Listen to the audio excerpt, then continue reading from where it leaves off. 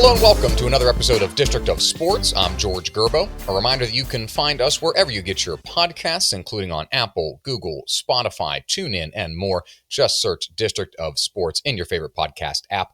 And a reminder to check out all of our sports coverage here at the Washington Times at washingtontimes.com/sports and at Wash Times Sports on social media. The more things change, the more they stay the same. We hear that phrase a lot, and perhaps it's never been more true for the Washington Capitals than this season. After missing the playoffs for the first time in 8 years, the Caps are going with a new voice behind the bench, firing longtime NHL coach Peter Laviolette this offseason and hiring Spencer Carbury, a former Toronto assistant who has some familiarity with the organization after leading Washington's AAA affiliate in Hershey from 2018 to 2021. The 41-year-old Carbury is now the youngest head coach in the National Hockey League. There's a new batch of younger players filling out the Caps' bottom six, and a third of the 24-man opening night roster is 25 or younger. That's the most in 6 seasons. What's staying the same are those names on the top lines that Capitals fans are familiar with: Nicholas Backstrom, John Carlson, TJ Oshie, Tom Wilson, and Evgeny Kuznetsov. And they're all led, of course, by future Hockey Hall of Famer Alex Ovechkin. The 38-year-old is still a mainstay on the left wing and is continuing his assault on the league's all-time goal mark, sitting just 73 shy of passing Wayne Gretzky's 894. The Great Eight, though, is emblematic of an older team with the 4th oldest roster in the NHL, trying to rely on veteran experience while supplementing it with younger and quicker depth in a league that continues to equate speed and quickness with success. So joining me to break down the upcoming Washington Capitals season, Jared Serre, Washington Hockey Now. Glad to have you on the podcast. Welcome to District of Sports. Thanks, George. Thanks for having me. Absolutely. This is a team that is kind of like in a, lack of a better term, living transition almost, where you've got this old guard and you've got, of course, Alex Ovechkin and the Nick Backstroms of the world. Heck, you could even put Kuznetsov in there, or Tom Wilson, guys that have been, if you're a Caps fan, these guys have been a part of your hockey life for a long time now, for a decade plus.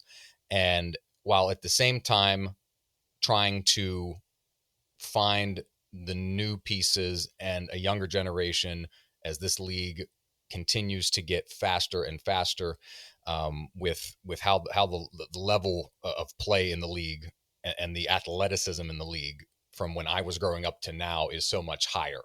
As the Caps open this new season, Jared, if you could speak to that balance of some of these new guys that have been brought in over the years, how are they acclimating to the roster? Are the pieces there to kind of turn this from being one of the oldest rosters in the league on paper, quote unquote, in years past, to one that even with those veterans, it can still contend in this league? Yeah, the Capitals have definitely, you see this kind of, from general manager Brian McClellan, you see this trying to balance age and, experience and youth, basically, as I like to call it. I wasn't here for the past couple of years when Laviolette was here as the head coach, but it seemed like he kind of had this approach of maybe not wanting to provide on-the-job experience for younger players in the NHL, for lack of a better term. And so far, everything we've seen throughout training camp, throughout the preseason, Spencer Carbury is very intrigued with that sort of idea. He kind of understands that, for the long-term success of this organization, kind of got to get some other guys involved. So I think, to your point, they haven't added a ton of people. It's really been a lot more of, through the draft, through development. Somebody like Connor McMichael, probably going to be a big piece of the team this year and moving forward. Carbury has been outspoken about wanting to find a spot for him in the lineup. He'll probably be starting on one of the lines at left wing. So it's definitely a work in progress, but somebody like Spencer Carbury definitely has the idea in mind, and it's definitely something that he has placed a bit of an emphasis on, and it's definitely something he wants to keep an eye on moving forward. A lot of that surrounds what Washington does at the top of the forward list. That's Alex Ovechkin. No, any superlative you can give the guy, it's probably still not enough. And the Caps, when he crossed the 800 threshold. It was at the game, actually, which came a few months later, where they honored him for when he crossed the 800 threshold, and then also passing Gordie Howe for second all-time in NHL goals in NHL history, 822 for Ovechkin at this point, 72 behind Wayne Gretzky as it stands. The Caps seem, and this is kind of like where, we look at Pittsburgh with Sidney Crosby and how as you approach the later stages of these generational talent players, Jared, they're content to let Ovechkin, and it's not I'm not trying to disrespect Ovechkin. Obviously, it's his level in terms of he doesn't have necessarily the speed and maybe the aggressiveness on the boards that he had in his younger years, but still at 38, one of the best goal scorers in the league, period, full stop. It's crazy to even, think about that. The Caps seem willing to just kind of let him dictate how long he wants to. He's going for the record here. If you're a prognosticator, we would say it's going to take 2-ish full seasons to get him there, another full season, healthy season next year in 24, 25 to catch Wayne Gretzky. It's the NHL is not a big numbers league like baseball is per se, but this is baseball's Hank Aaron record. It's hockey's Hank Aaron record. It's extremely significant, especially considering that it's been so hard to get to this plateau of 800, let alone even touch Gretzky. The Caps seem content to let him cook, basically, let him do his thing out there on the wing and just have these pieces around him and have him also kind of reciprocate and be able to maybe pour into some of these younger guys and help bring them along. Yeah, I mean, I definitely think that is, one, yeah. I mean, at the end of the day, if you have Alex Ovechkin in your lineup, you can't really be counted out. He's just one of those guys that dominates the game. He has a record of dominating the game, even at his old age. I mean, I've seen him just throughout the preseason, throughout training camp. Obviously, it's not 100% energy or that sort of thing, but he looks sharp. I mean, he doesn't look like he's 37, 38 years old. Obviously, he's, not as quick as he was 10 years ago, but he's definitely making an impact on the ice, and he will definitely continue to.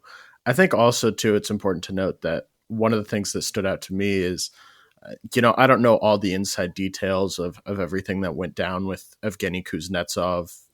Seems like a lot of he said, she said type thing, but I think it's important to note that I think a big reason why he is still here is because of that long-term chemistry with Ovechkin, chasing the goal record. They have a lot of assists between the two of them. And so I think at the end of the day, they will let Ovechkin be Ovechkin, and they will worry about, that they're taking steps to, pay attention to the post Ovechkin. But I think right now they're fully intent on letting Ovechkin be Ovechkin. Another part of this team that's going to need to come along while you let Ovechkin be Ovechkin to help put it together and put wins on the board and points on the board is goaltending. And Darcy Kuemper, when he came hot off a Stanley Cup with Colorado 2 seasons ago, a lot of expectation, like, oh, okay, they finally, have settled this position, because there have been a lot of different shifting over the years and guys, traded and came, and I don't want to call it a revolving door, because the Capitals got quality goaltending in very fits and spurts over the last couple of years. But, hey, right, straight, fresh off a guy who just won a Stanley Cup, great, and he wants to be here, like that, to me was like a big, okay, they're going to, this is going to be the thing that helps backstop them to continue this run of playoff appearances. And it ended last season with him struggling, 90.7 save percentage. And so going into this new season, how does Darcy look? Does he feel rejuvenated? And is there potentially some, weight on his shoulders about kind of playing up to the level that Capitals management and fans expected when they signed him off of that Stanley Cup 2 years ago? Yeah, I mean, he really only had his first action of the preseason just the other day against Detroit. Wasn't his best showing, but I mean, he hadn't played a game in 5-6 months, so chalk it up to rust. I think what's intriguing about Darcy Kemper is, and he really harped on this during media day, was, now he's got Capitals obviously didn't make the playoffs. Now he said he had this full season to work back, a full off season to kind of focus on some of the things that he struggled with. Specifically, he mentioned uh, working on his strength, working on his quickness. Um, and I think that's something a lot of people forget is, yeah, it's great to have a guy coming in fresh off a Stanley Cup, but a lot of times you have guys who, aren't used to having to trim down their offseason regiment. And that, I think that's kind of what we saw last year with Darcy Kemper. So I think, um, you know, knock off the rust from that first preseason game, get back into a groove. He seems like he's taken all the right steps this offseason. So I think it'll be interesting to see how it shakes out. And if he, can perform the way he did with Colorado, I think that Capitals are in for a treat. And I think that that's going to be paramount to their success this season. Another aspect that I think is going to help them be successful, you mentioned Spencer Carbury, comes in, first year head coach, coming off of being with the Maple Leafs as an assistant prior. And with no disrespect to Peter Laviolette, it was the Capitals have, very traditionally done this thing back and forth between, well, long tenured OG hockey guy and then Adam Oates, young guy who hasn't done anything before, and former player coach type of model, and then back to the old tenured guy again. And I just kind of like a guy like Carberry who played in the ECHL, so he's obviously has playing experience, wasn't an NHLer, but has worked his way up in the assistant ranks and has legitimate coaching experience and in a pressure cooker that everybody knows Toronto can be. Oh yeah. I think there's something for him, something there, Jared, that just having a younger voice and a guy who's maybe more schooled in some of the more modern, or at least recently modern ways of coaching, that's going to help Washington, as opposed to having kind of an old school guy like Laviolette behind the bench this season. Yeah, I mean, I think really the most important thing that I've seen, and a lot of guys on the team have mentioned this, is obviously Carberry is the youngest coach in the league. All the players keep talking about his energy. He's upbeat. He brings a different type of energy that the team didn't have under Laviolette.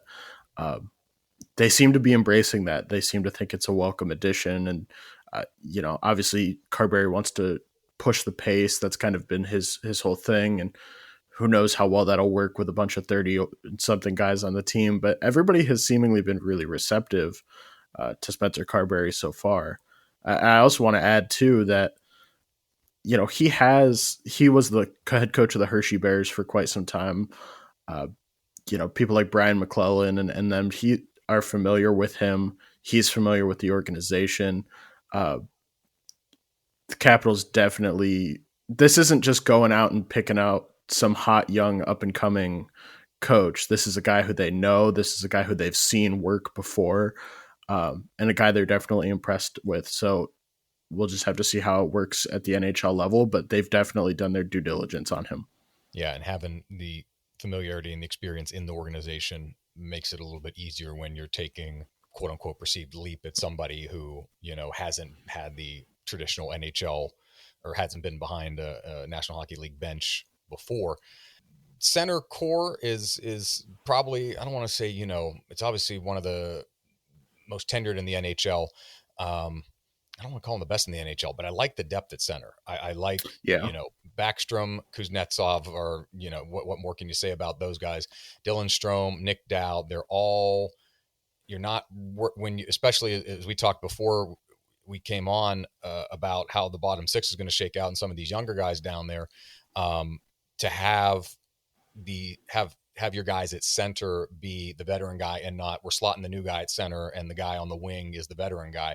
When you've got the guy manning the line as the experienced guy, I think that can do some wonders for being able to plug in anybody in those wing slots on the bottom six and to help bring those guys along a little bit. What's impressed you about this bottom six battle that's going on and have played out here during camp? And has that been the case where these centers have kind of been able to anchor and help some of that younger talent come along?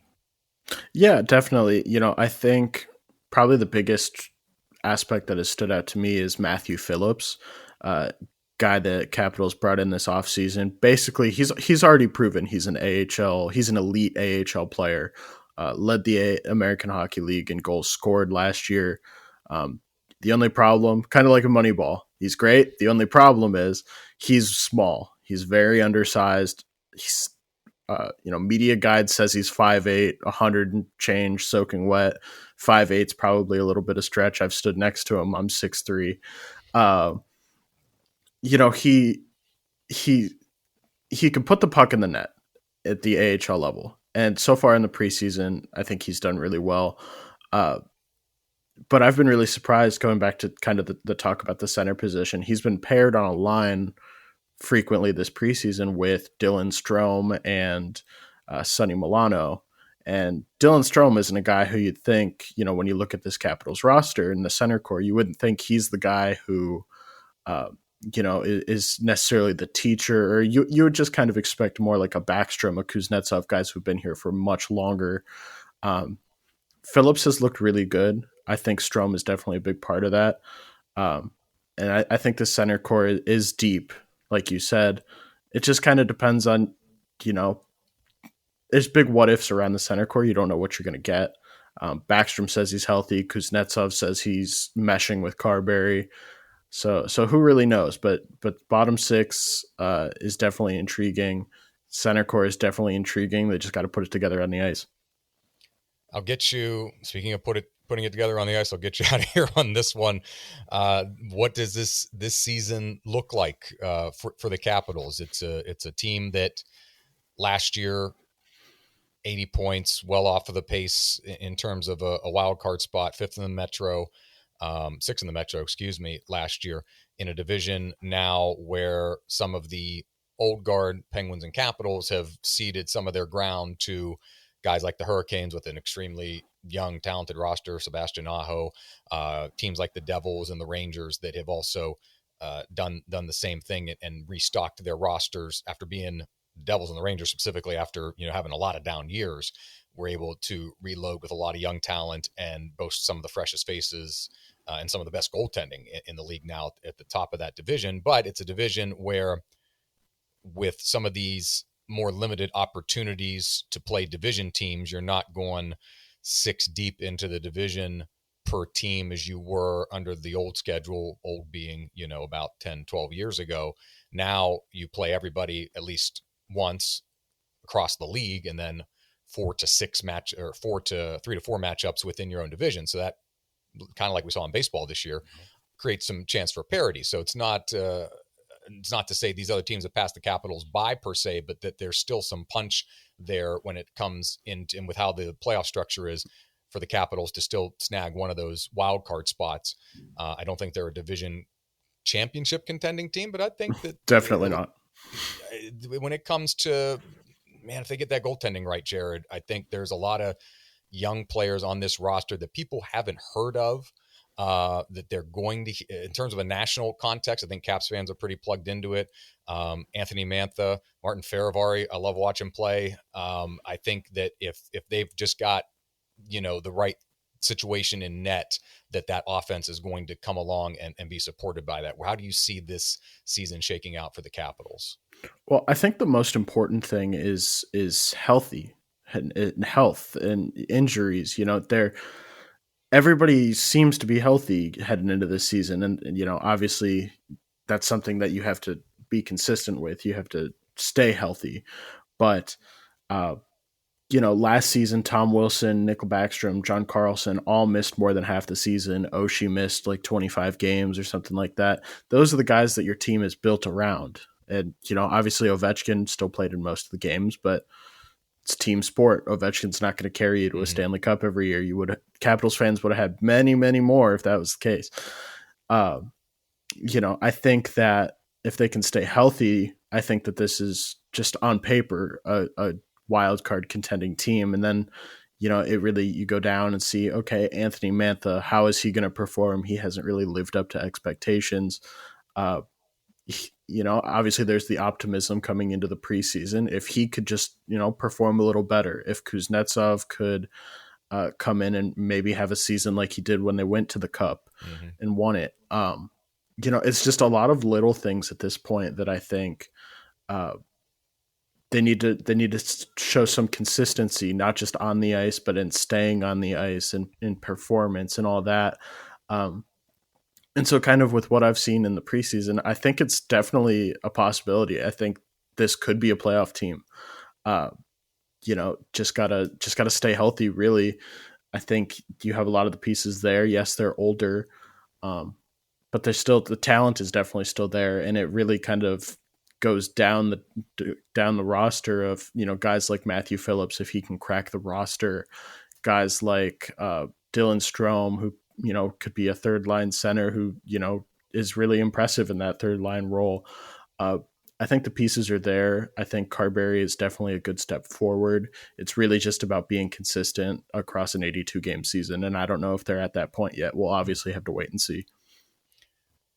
Jared Serre, Washington Hockey Now. Tell the folks where they can find your work on socials and online. Yeah, you could find me on Twitter, or I guess X, at Jared Serre. Check us out at WSH Hockey Now.